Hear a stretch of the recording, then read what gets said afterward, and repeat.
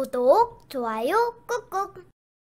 안녕하세요, 경자입니다. 오늘은 투자 관련된 이야기가 아니고요. 저의 닉네임처럼 경제적 자유를 찾아가기 위한 하나의 방법이라고 해야 될까요? 오늘의 컨텐츠는 연말정산입니다. 직장인이라면 누구나 하게 되는 연말정산이고, 남들은 13월의 월급이라고 좋아하는데 나는 왜 돌려받는 돈이 적을까? 그리고 심지어는 왜 돌려받기는커녕 돈을 더 내야 되는 거지 라고 생각했던 분들에게 유용한 컨텐츠입니다. 그러므로 직장인의 시각으로 아주 조금만 더 신경 쓰면 되는 부분들 중심으로 간단하고 쉽게 말씀드리겠습니다.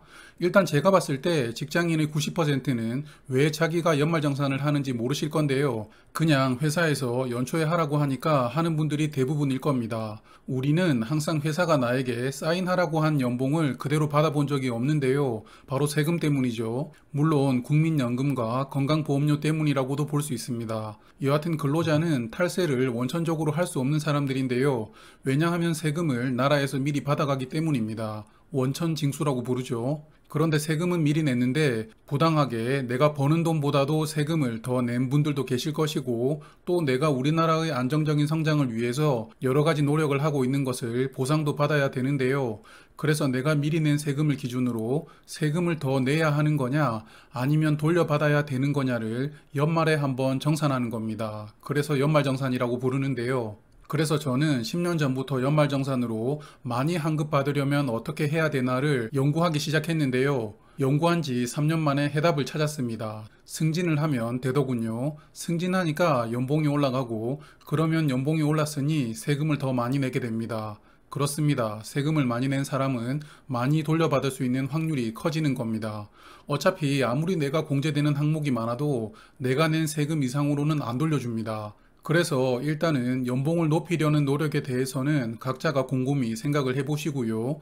저는 내가 현재 낸 세금이라도 많이 돌려받는 방법에 대해서 말씀드리겠습니다. 돈을 돌려받는 방법은 크게 두 가지가 있습니다. 첫 번째는 내 소득을 줄이는 건데요.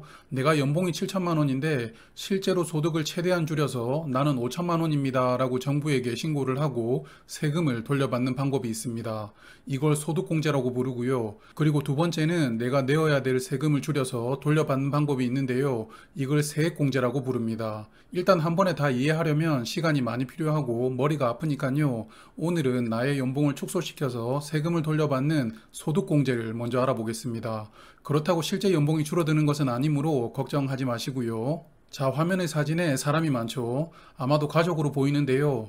소득공제의 핵심은 가족입니다. 가족이 많은 사람이 짱인데요. 사실 내가 부양가족만 많다면 굳이 복잡하게 연말정산 공부할 필요가 없습니다. 가족만으로도 많은 세금을 환급받으니까요. 이걸 인적공제라고 부릅니다. 그럼 혼자 살고 있는 내가 해볼 수 있는 방법이 없는지를 찾아볼 텐데요. 일단 본인을 포함해서 부양가족 한 명당 150만 원씩 공제를 해줍니다. 그리고 부양가족이 만 70세 이상이라면 더 공경하면서 모시고 살라고 100만 원을 더 해주는데요. 그래서 250만 원이 공제되고요. 그리고 부양가족이 장애인이라면 300만 원을 공제해줍니다. 여기서 핵심은 부양가족인데요. 같이 살지 않아도 됩니다.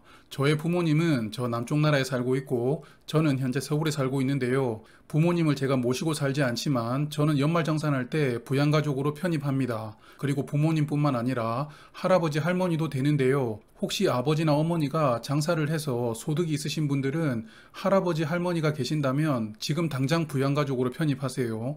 어차피 장사하기 때문에 아버지 어머니는 연말정산을 받을 필요가 없고, 그래서 할아버지를 제가 모신다고 하면 됩니다. 그리고 장인 어른과 장모님도 되니까요. 혹시 와이프의 형제 자매 중에서 장인 장모님을 등록하지 않으셨다면 어버이날에 선물을 조금 더 좋은 것을 해드리고 부양가족으로 모셔오면 됩니다. 반대로 생각하면 시부모님도 되겠죠. 다만 조건을 정확하게 알고 모셔와야 되는데요. 일단 부모님과 할아버지, 할머니 등은 만 60세 이상이어야 됩니다. 그리고 중요한 점은 부양가족의 소득 금액이 연 100만 원보다 낮아야 되는데요.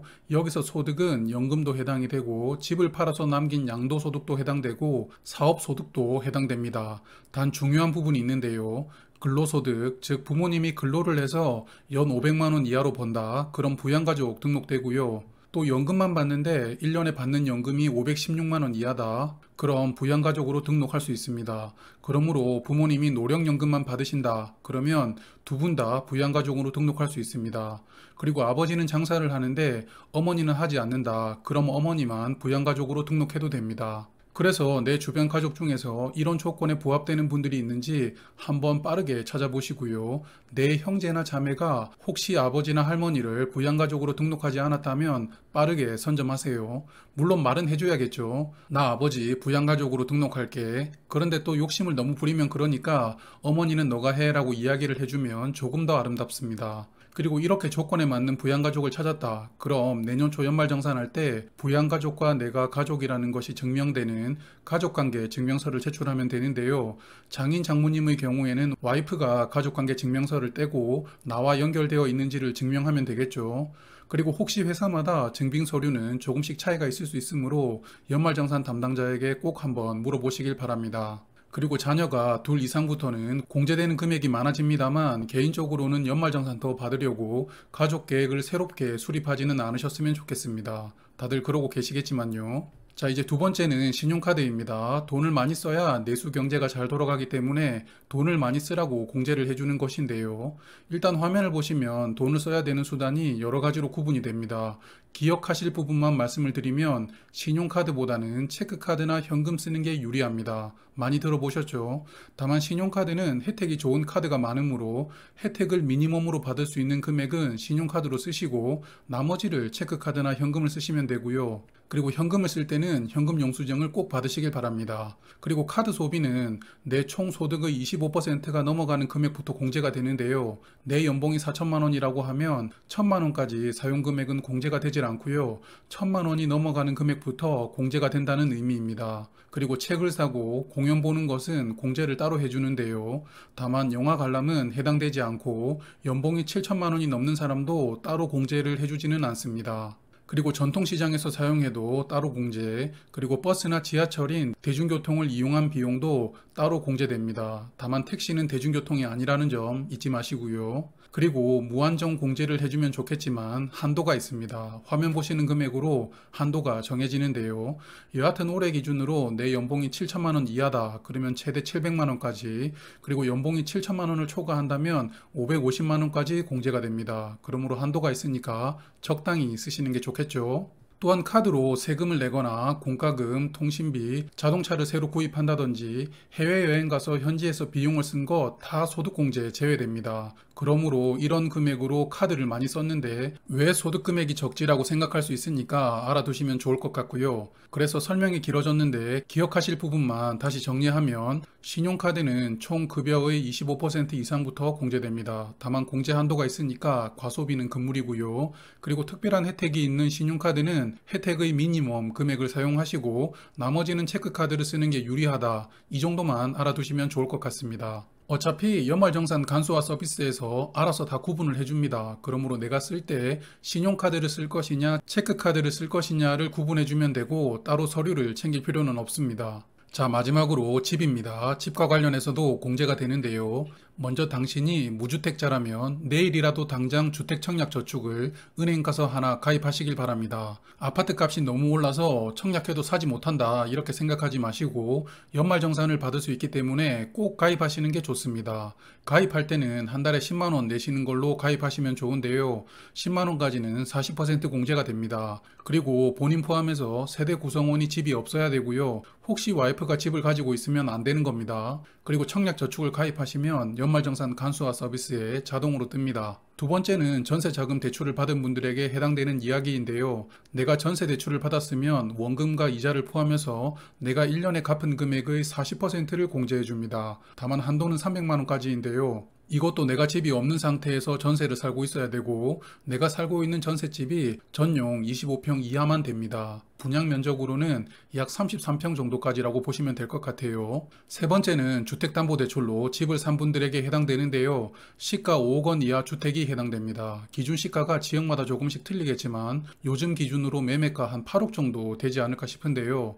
그리고 본인 명의로 집이 한 채만 있어야 되고요. 대출도 본인 명의로 받아야 됩니다. 집 명의는 와이프고 대출은 내 명의다. 그러면 안 됩니다. 그리고 여러 가지 조건이 있는데 대표적으로 상환 기간이 15년 이상이라면 내가 1년에 상환한 대출금의 1,500만 원 정도를 공제받는다.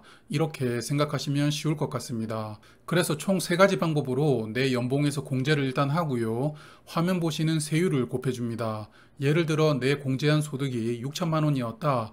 그럼 6천만 원에서 세율 24%를 곱해주고 누진 공제액 522만 원을 빼주게 되는데요. 이렇게 계산해서 나의 세금, 즉 산출세액이 나옵니다. 그리고 서두에서도 말씀을 드렸지만 이 산출세액에서 세액 공제를 하고 난 뒤 최종적으로 납부할 세금이 확정되는데요. 그러므로 납부할 세금이 미리 낸 세금보다 적으면 돌려받고 많다면 더 내야 되는 구조입니다. 그래서 2부에는 이 산출세액을 줄여주는 세액공제를 알아볼 텐데요. 세액공제는 항목도 많고 복잡합니다. 그래서 중요한 부분만 몇 가지 골라서 말씀을 드릴게요. 그럼 아마도 며칠 뒤에 연말정산 2편으로 다시 한번 인사를 드릴 텐데요. 경제적 자유를 찾는 그날까지 파이팅 하세요. 고맙습니다. 이제 겨울입니다. 따뜻하고 건강한 하루 되세요.